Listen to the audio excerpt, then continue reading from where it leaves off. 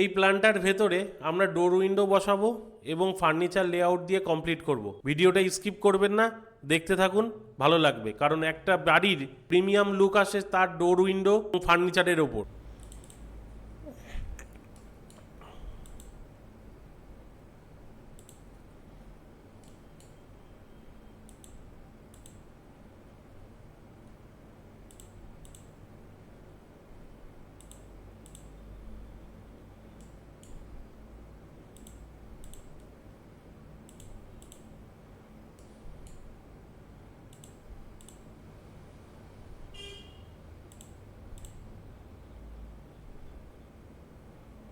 Ventilation বাথরুমের আগে থেকে বসানো আছে।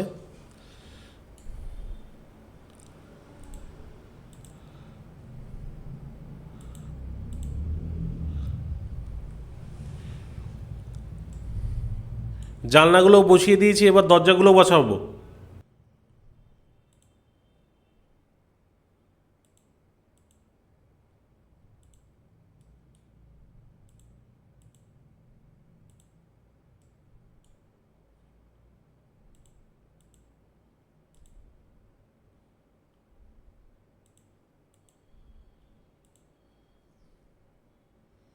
আপনি চাইলে এখানেও একটা জানলা বসাতে পারেন, আমি বসিয়ে দেখাচ্ছি।